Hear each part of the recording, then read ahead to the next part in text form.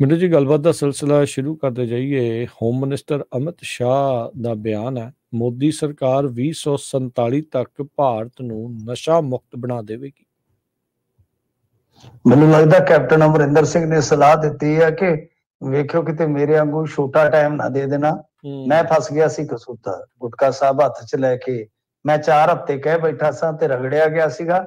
ਇੰਨਾ ਕੁ ਲੰਮਾ ਖਿੱਚੋ ਕੰਮ ਕਿ ਬਈ ਬਹੁਤੇ ਬੰਦਿਆਂ ਨੂੰ ਜਾਂ ਤਾਂ ਫਿਰ ਸਮਾਂ ਯਾਦ ਹੀ ਨਾ ਰਵੇ ਜਾਂ ਬਹੁਤੇ ਬੰਦੇ ਸਮੇਂ ਨੂੰ ਯਾਦ ਨਾ ਰਹਿਣ ਉਦੋਂ ਤੱਕ।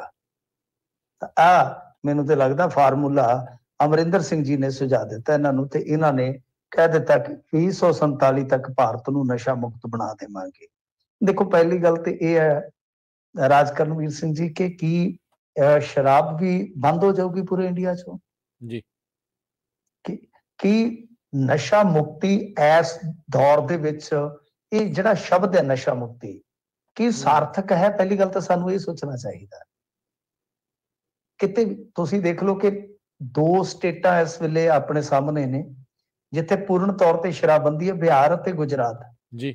ਤੇ ਸਭ ਤੋਂ ਜ਼ਿਆਦਾ ਬਲੈਕ ਦਾ ਗੜ ਇਸ ਦੋਨੇ ਸਟੇਟਾਂ ਨੇ। ਤਾਂ ਇਹ ਸ਼ਬਦ ਹੀ ਆਪਣੇ ਆਪ ਦੇ ਵਿੱਚ ਇੱਕ ਸਿਆਸੀ ਬੇਈਮਾਨੀ ਹੈ। ਨਸ਼ਾ ਮੁਕਤ ਕਰ ਦੇਂਗੇ, ਪਹਿਲਾਂ ਇਹ ਬੇਈਮਾਨੀ ਪੰਜਾਬੀਆਂ ਨਾਲ ਕੀਤੀ ਗਈ, ਹੁਣ ਇਹ ਭਾਰਤੀਆਂ ਨਾਲ ਹੈ, ਜਦ ਕਿ ਐਸਾ ਸੰਭਵ ਨਹੀਂ ਹੈ ਅੱਜ ਦੇ ਦੌਰ ਦੇ ਵਿੱਚ। ਤਾਂ ਗੱਲ ਇਹ ਹੈ ਕਿ ਚਲੋ ਠੀਕ ਹੈ, ਵਧੀਆ, ਵੈਸੇ ਗੋਲ ਵਧੀਆ, ਜੇ ਨਸ਼ਾ ਮੁਕਤ ਦਾ ਗੋਲ ਲੈ ਕੇ ਚੱਲੋਗੇ ਤਾਂ ਘੱਟੋ ਘੱਟ ਤਾਂ ਕਰ ਸਕਦੇ ਹੋ, ਉਹਦਾ ਅਸਰ ਤੇ ਘਟ ਸਕਦਾ ਹੈ। ਉਹ ਚੀਜ਼ਾਂ ਤੇ ਸਖਤਾਈ ਤਾਂ ਕੀਤੀ ਜਾ ਸਕਦੀ ਹੈ ਜਿਹੜੀਆਂ ਚੀਜ਼ਾਂ ਦੇ ਨਾਲ 70 ਵਿਸ਼ਵ ਰਹੇ ਨੇ, ਲਾਸ਼ਾਂ ਡਿੱਗ ਰਹੀਆਂ ਨੇ। ਪਰ ਅੱਜ ਤੁਹਾਨੂੰ ਦੇਖੋ, ਅਮਿਤ ਸ਼ਾਹ ਜੀ ਬਾਰੇ ਮੈਂ ਅੱਗੇ ਵੀ ਗੱਲ ਕਹੀ ਸੀਗੀ ਕਿ ਅੱਜ ਤੁਹਾਨੂੰ ਹੁਣ ਡਰੱਗ ਜਦੋਂ ਕੋਨੇ-ਕੋਨੇ 'ਚ ਫੈਲ ਰਿਹਾ ਇੰਡੀਆ ਦੇ, ਅੱਜ ਤੁਹਾਨੂੰ ਹੁਣ ਚੇਤਾ ਆ ਰਿਹਾ ਹੈ।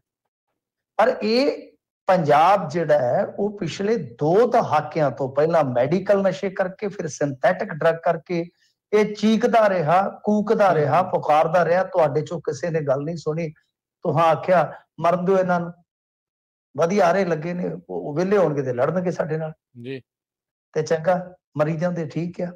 ਅੱਜ ਹੁਣ ਜਦੋਂ ਪਈ ਆ ਹਰਿਆਣਵੀ ਡਿੱਗਣ ਲੱਗ ਪਿਆ, ਜਦੋਂ ਹੁਣ ਗੁਜਰਾਤ ਦੇ ਵਿੱਚੋਂ ਫੈਕਟਰੀਆਂ ਫੜੀਆਂ ਜਾਂਦੀਆਂ, ਪੋਰਟ ਤੋਂ ਡਰੱਗ ਫੜਿਆ ਜਾਂਦਾ, ਏਅਰਪੋਰਟ ਤੋਂ ਡਰੱਗ ਫੜਿਆ ਜਾਂਦਾ, ਯੂਨੀਵਰਸਿਟੀਆਂ 'ਚ ਡਿੱਗਣ ਡਏ ਨੇ, ਕਾਲਜਾਂ ਸਕੂਲਾਂ ਤੱਕ ਜਦੋਂ ਨਸ਼ਾ ਚਲੇ ਗਿਆ, ਇੰਡਸਟਰੀਆਂ ਤੱਕ ਜਦੋਂ ਨਸ਼ਾ ਚਲੇ ਗਿਆ, ਸੰਗੀਤ ਜਗਤ, ਫਿਲਮੀ ਜਗਤ ਜਦੋਂ ਸਾਰੇ ਨਸ਼ੇ 'ਚ ਗਰਸੇ ਗਏ, ਹੁਣ ਤੁਹਾਨੂੰ ਲੱਗਿਆ ਕਿ ਨਹੀਂ, ਸਮੱਸਿਆ ਬਹੁਤ ਵੱਡੀ ਹੈ।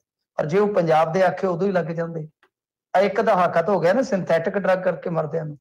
ਇੱਕ ਦਹਾਕਾ ਪਹਿਲਾਂ ਕਿਆ ਹੁੰਦਾ ਤੇ 47 ਵਾਲੀ ਡੈਡਲਾਈਨ ਸ਼ਾਇਦ 37 ਤੱਕ ਆ ਜਾਂਦੀ ਜਾਂ 27 ਤੱਕ ਆ ਜਾਂਦੀ, ਜੋ ਉਦੋਂ ਤੋਂ ਕੰਮ ਕੀਤਾ ਹੁੰਦਾ ਨੇ। ਤਾਂ ਖੈਰ ਇਹਨਾਂ ਨੇ ਇਹ ਕਿਹਾ ਕਿ ਅਸੀਂ ਰਣਨੀਤੀ ਤਿਆਰ ਕਰ ਰਹੇ ਹਾਂ ਤਾਂ 2047 ਤੱਕ ਭਾਰਤ ਨੂੰ ਨਸ਼ਾ ਮੁਕਤ ਬਣਾਵਾਂਗੇ। ਸਾਡੇ ਧਿਆਨ ਵਿੱਚ ਇਹ ਹੋਣਾ ਚਾਹੀਦਾ ਹੈ ਕਿ ਇਸ ਸਾਲ ਆਜ਼ਾਦੀ ਦਾ ਅੰਮ੍ਰਿਤ ਮਹੋਤਸਵ ਮਨਾਇਆ ਜਾ ਰਿਹਾ ਹੈ ਤੇ ਮੋਦੀ ਜੀ ਨੇ 2047 ਤੱਕ ਭਾਰਤ ਨੂੰ ਨਸ਼ਾ ਮੁਕਤ ਰਾਜ ਬਣਾਉਣ ਦਾ ਟੀਚਾ ਰੱਖਿਆ। ਭਾਰਤ ਸਰਕਾਰ ਨੂੰ ਯਕੀਨੀ ਬਣਾਉਣਾ ਚਾਹੀਦਾ ਹੈ ਕਿ ਨਸ਼ਾ ਵਿਰੁੱਧ ਲੜਾਈ ਵਿੱਚ ਸਾਰਿਆਂ ਨੂੰ ਇਕਜੁੱਟ ਹੋਣਾ ਚਾਹੀਦਾ। ਮਤਲਬ ਕਿ ਦੂਸਰੀਆਂ ਸਟੇਟਾਂ ਨੂੰ ਵੀ ਕਹਿ ਰਹੇ ਨੇ ਤੇ ਖਾਸ ਤੌਰ ਤੇ ਨਾਲ ਦੱਸ ਰਹੇ ਕਿ ਭਾਰਤ ਸਰਕਾਰ ਵੱਲੋਂ ਨਾਰਕੋ ਟੈਕਸ ਵਿਰੁੱਧ ਚੁੱਕੇ ਜਾ ਰਹੇ ਕਦਮ ਬਹੁਤ ਸਫਲ ਰਹੇ ਹਨ।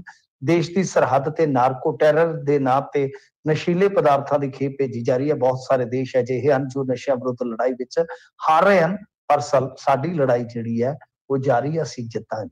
ਅਸੀਂ ਜਿੱਤਾਂਗੇ ਜ਼ਰੂਰ, ਜਾਰੀ ਜੰਗ ਰੱਖੋ, ਇਹ ਤਾਂ ਵਧੀਆ ਗੱਲ ਆ। ਪਰ ਮੈਂ ਵਾਰ-ਵਾਰ ਇਹ ਗੱਲ ਕਹੂੰਗਾ ਕਿ ਇਸ ਨੂੰ ਰਾਜਨੀਤਿਕ ਹਥਿਆਰ ਵਜੋਂ ਨਾ ਵਰਤੋ। ਜੋ 47 ਵਾਲਾ ਗੋਲ ਆ ਉਸ ਨੂੰ 27 ਜਾਂ 37 ਤੱਕ ਅਚੀਵ ਕਰਨ ਦਾ ਯਤਨ ਕਰੋ ਤੇ ਇਹ ਪੂਰਨ ਤੌਰ ਤੇ ਨਾ ਸਹੀ, ਮੈਂ ਜਿਵੇਂ ਕਹਿ ਰਿਹਾ ਵਾਂ ਕਿ ਘੱਟੋ ਘੱਟ ਸਿੰਥੈਟਿਕ ਡਰੱਗ ਵਰਗੀ ਮਾਰ ਤੋਂ ਬਚਾਓ।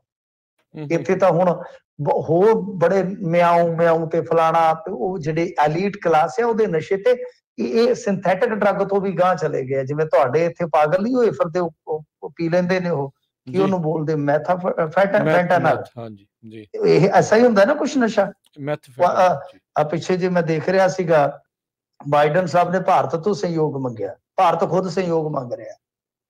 ਸੋ ਗੱਲਬਾਤ ਤੁਸੀਂ ਕਰ ਰਹੇ ਸੀਗੇ ਸਹਿਯੋਗ ਦੀ ਵੀ ਅਮਰੀਕਾ ਵਾਲੇ ਉਹਨਾਂ ਤੋਂ ਮੰਗਦੇ ਆ, ਭਾਰਤ ਵਾਲੇ ਉਹਨਾਂ ਤੋਂ ਮੰਗ ਰਹੇ ਆ। ਸੋ ਅੱਗੇ ਕਿੱਥੇ ਤੱਕ ਗੱਲ ਨਹੀਂ, ਉਹੀ ਹੈ ਨਾ ਕਿ ਗੱਲ ਤੇ ਉਹੀ ਹੈ ਕਿ ਬਈ ਇਹ ਸਮੱਸਿਆ ਜਿਹੜੀ ਹੈ ਨਾ ਉਹ ਬਹੁਤ ਵੱਡੀ ਸਮੱਸਿਆ ਹੈ ਤੇ ਇਹਦੇ ਵਾਸਤੇ ਮੈਂ ਕਹਿ ਰਿਹਾ ਕਿ ਬਈ ਗੋਲ ਜਿਹੜੇ ਤੁਹਾਡੇ ਆ ਉਹ ਵਧੀਆ, ਚਲੋ ਠੀਕ ਆ, ਪਰ ਘੱਟੋ ਘੱਟ ਆ ਜਿਹੜੀ ਸਿੰਥੈਟਿਕ ਡਰੱਗ ਵਰਗੀ ਬਿਮਾਰੀ ਹੈ, ਇਹਦੇ ਤੋਂ ਗਾਂਹ ਵਾਲੀ ਵੀ ਹੁਣ ਬਿਮਾਰੀ ਇੱਥੇ ਚੱਲ ਪਈ। ਜਿਵੇਂ ਮੈਂ ਤੁਹਾਨੂੰ ਦੱਸਿਆ ਕਿ ਤੁਹਾਡੇ ਜਿਵੇਂ ਇੱਥੇ ਹੈਗੇ ਨੇ ਕੁਝ ਲੋਕ ਬਹੁਤ ਮਾਰੂ ਨਸ਼ਾ ਕਰਦੇ ਨੇ, ਉਦਾਂ ਇੱਕ ਐਲੀਟ ਕਲਾਸ ਦੇ ਵਿੱਚ ਬਹੁਤ ਮਾਰੂ ਨਸ਼ੇ ਉਹ ਵੀ ਪਹੁੰਚ ਚੁੱਕੇ ਆ। ਜਰਾ ਸੋਚੋ। ਜੀ ਜੀ ਬਿਲਕੁਲ। ਇੱਕ ਜਿਹੜਾ ਫੈਂਟਨਲ ਆ, ਆਈ ਡੋਂਟ ਨੋ ਉੱਥੇ ਕਿੱਦਾਂ ਹੈ, ਪਰ ਇੱਥੇ ਅਮਰੀਕਾ ਦੇ ਵਿੱਚ ਉਸ ਨਸ਼ੇ ਨੇ ਤਬਾਹੀ ਜਿਹੜੀ ਆ ਉਹ ਮਚਾਈ ਆ। ਨਹੀਂ, ਇੱਥੇ ਵੀ ਐਮਡੀ ਵਗੈਰਾ ਇੱਥੇ ਵੀ ਮਿਲਦੀ ਹੈ, ਐਲੀਟ ਕਲਾਸ ਕਾਕਟੇਲ ਬਣਾਉਂਦੇ ਨੇ ਇੱਥੇ, ਬਹੁਤ ਬੁਰਾ ਹਾਲ ਹੈ ਇੱਥੇ ਵੀ ਐਲੀਟ ਕਲਾਸ ਦੇ ਵਿੱਚ। ਜਿਹੜੇ ਵੱਡੇ ਫਾਰਮ ਹਾਊਸ ਨੇ ਵੱਡੇ ਸ਼ਹਿਰਾਂ 'ਚ, ਇੱਥੇ ਚੱਲਦਾ ਸਾਰਾ ਕੁਝ। ਜੀ ਬਿਲਕੁਲ, ਇਹ ਸਥਿਤੀ ਵੱਧ ਤੋਂ ਬੱਤਰ ਦੁਨੀਆ ਭਰ ਦੇ ਵਿੱਚ ਜਿਹੜੀ ਨਸ਼ਿਆਂ ਨੂੰ ਲੈ ਕੇ ਬਣਦੀ ਜਾ ਰਹੀ ਹੈਗੀ। ਜੀ ਜੀ ਜੀ।